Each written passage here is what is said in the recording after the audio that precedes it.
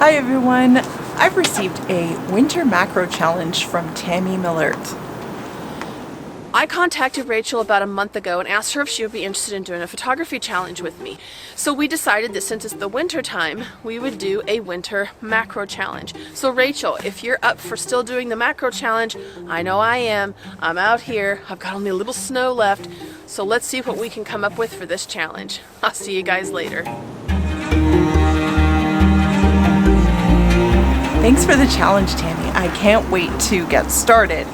We have some snow here. It's not a thick snow, but it is a snow.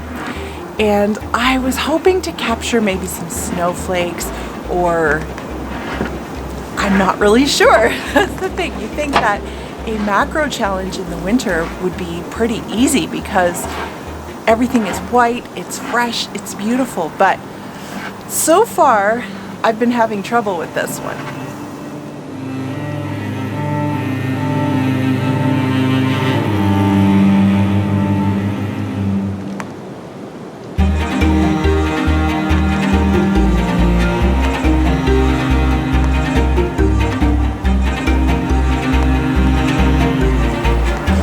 I have a pine cone and a crispy leaf, and it's kind of covered in snow. So I am going to try and isolate this here on just this ledge of soft snow that I have.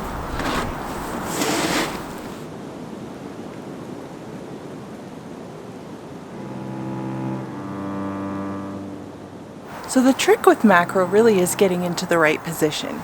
I'm using a 50mm lens, and it's a fixed lens, so I have to actually move forward and backward to get into the right spot. Now, the difficulty is that with macro, even the slightest difference in position makes a huge difference because you have a much narrower depth of field for most of the cases. So I've got my tripod set up now so that I am right on top of the pine cone here. And I just want to get a straight down shot. I have a nice clean spot on the concrete wall here, and it's just lightly covered with snow, and there's snow in the different parts of the pine cone. So I'm focusing on the top, and I'm switching between a very high f-stop and a very low f-stop just to see what might look the most compelling when I get back to my computer.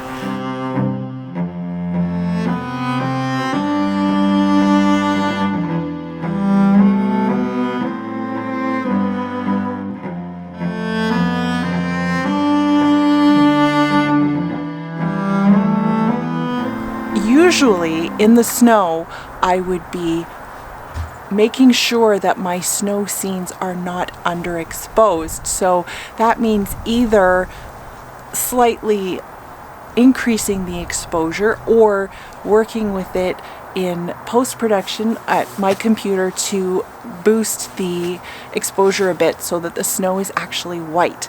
In this case, however, because I'm macro and I have snow on top of the pine cone, I want to ensure that I get the snowflakes, at least the amount of snowflakes that I can, in focus and not blown out. So that means that I'm actually lowering my exposure value by a stop or two just to make sure that I don't blow out those snowflakes.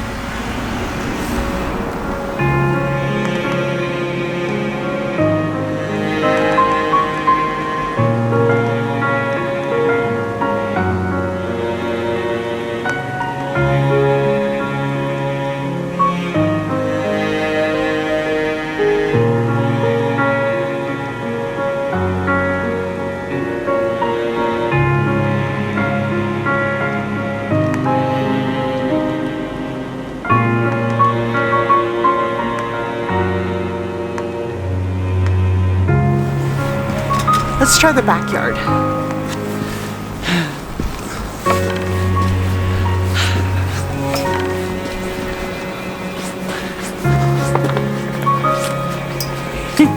It is really cold. There are some winters when I feel like it's not so bad. I don't really feel the cold. This is not one of them.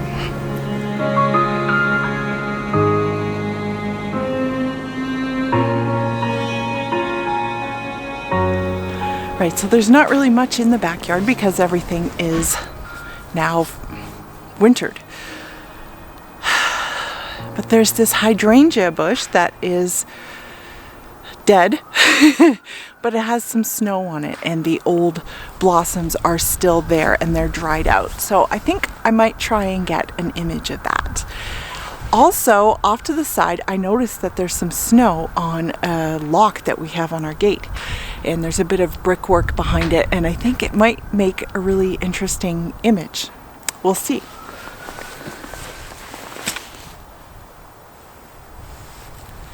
Okay. I like this lower blossom. It's pretty low. Might have to remove some sticks. And that's okay.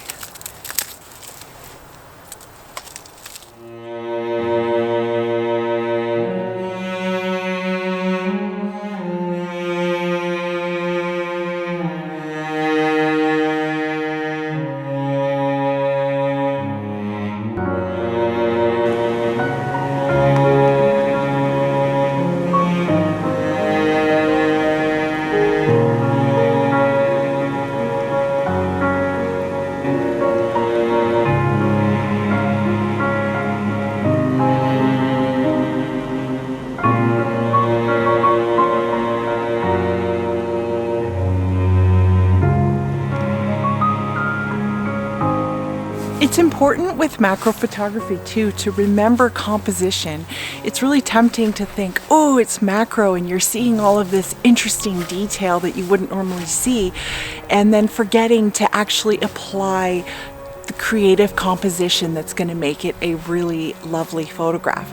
So the composition that I have here is, there are 4 petals from the hydrangea flower, and the problem is that to get the 4 petals in focus, there's some more plant around it that I don't really want in focus. So I'm gonna have to play with my f-stop, and I think I'm gonna have to add some light to it as well, because it's moving quite a bit. Even a little bit of a breeze will make your macro difficult in terms of shutter speed. So I have this little handheld light, and I'm going to see what I can do here.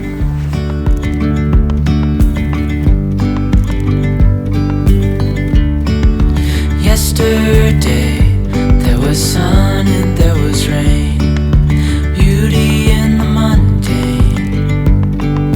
All right, let's move on to the lock. A little bit of breeze was brutal. Also, it's getting a bit darker now, so I don't have that much light. All right, in the corner, we have a gate, a wooden gate with a lock. And like I said, there's some brickwork behind it, and it's really kind of neat, actually.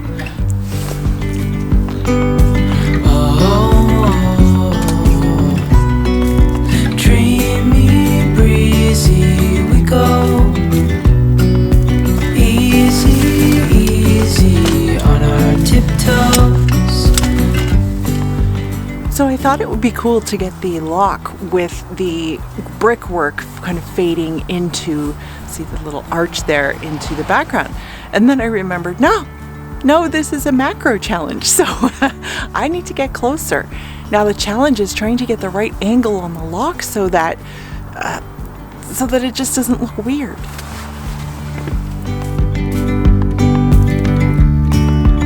Willows align, we lose track of time.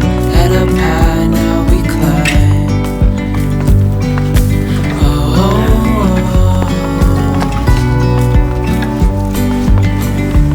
Great, that was a great challenge, Tammy. Thank you so much. I would not have come out this afternoon trying to get macro. Actually, I probably would have with the idea planted in my brain. However, at first it was quite difficult in terms of trying to think of subjects, and yes, I'm so glad that I came out and did it because I had a lot of fun, and I can't wait to see your own images, Tammy.